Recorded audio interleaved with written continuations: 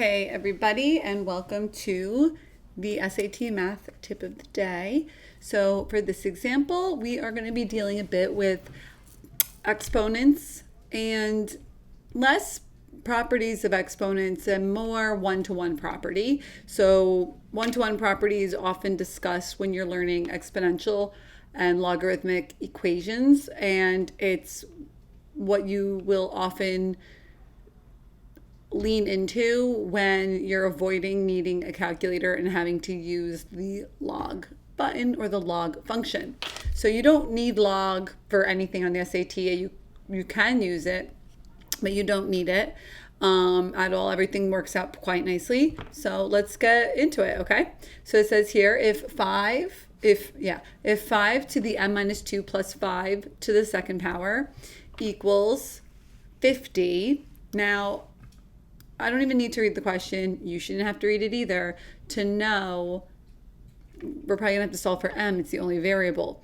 Another question they could tweak and ask is they could say, what is the value of m plus 7? What is the value of 2m minus 3? Where they actually really jazz it up and want you to do more with the value of m beyond it, okay? So here it does in fact say, what is the value of m? So what are we going to do?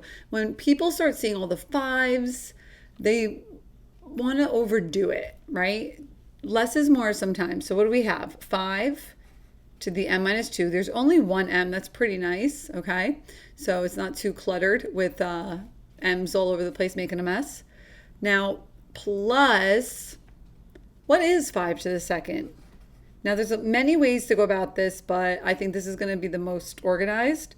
Plus 25, that is 5 squared, not 10, don't be weird, equals 50.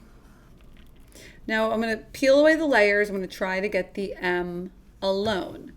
So how do we go about doing that? Well, we're going to subtract 25 from both sides. You do to one side, you do to the other.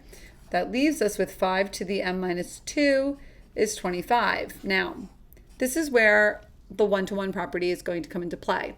So the one-to-one property is really wanting you to get 5 to a power on one side, and that's equal 5 to a power on the other side, or 3 to a power equals 3 to a power, e to a power equals e to a power.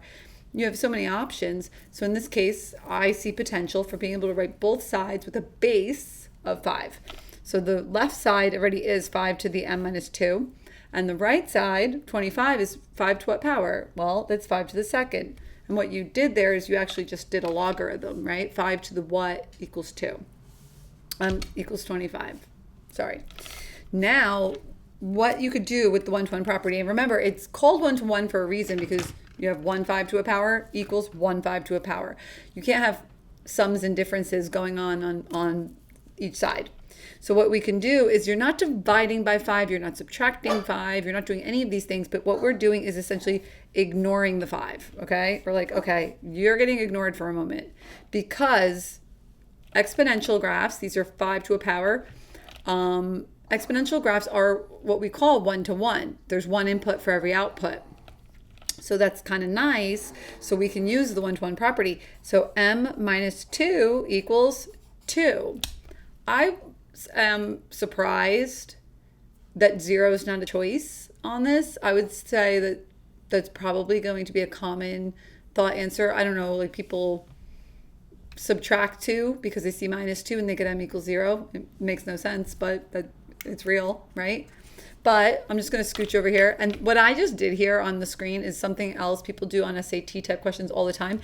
Especially if you're a righty, you just start writing on the right side of the provided space. But like maybe start over here. Use your space wisely, or be neat and use arrows, because if some of you go nuts for no reason and write so much roundabout things because you're not making a plan and you can't find what you started with, you know.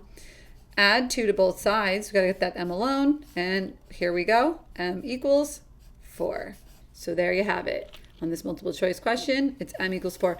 I actually feel that this is better suited as an open-ended, to be quite honest, but it was a multiple choice question many years ago on a test, so I just wanted to model it after that.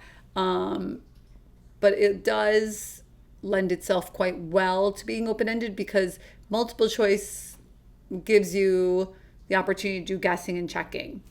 If you are extra bonus tip moment, if you are in a situation where you feel that guess and check is going to work for you, right? Like you're like, I have no idea what I'm doing. I got a couple minutes left. I'm just going to guess and check, right? If you're guessing and checking, the choices are always going to be listed in either descending or ascending order, meaning from least to greatest or greatest to least. So what you want to do is you always want to start your guess and check with a middle option. So you have 4 choices. So start with B or D, or rather B or C. If B is, usually you could tell if it's too big or too small for a lot of guess and check style questions. They have really guess and check proofed the test pretty well. Okay, they've done a very good job at eliminating questions where guess and check is efficient or even valuable. So few and far between are you going to have a chance to do that, but if you do. So you start with B, and if you think, oh, B is too small, well, now you're eliminating B and A. But if you say to yourself, oh, choice B is too big, well, now you're eliminating B, C, and D, so it's got to be A. So it just kind of speeds up the process for you and either knocks out 2 or 3 options with one try, or you already have the answer. So pretty sweet. So I hope you feel more mathematically powerful today. If you gained something from this, please go ahead and give the video a thumbs up. And if you feel dumber having watched it, give me a thumbs down. It's all good.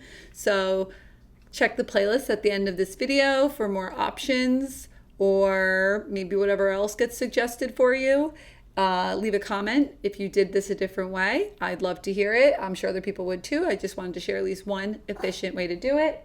And I hope you are feeling smarter today. Adios.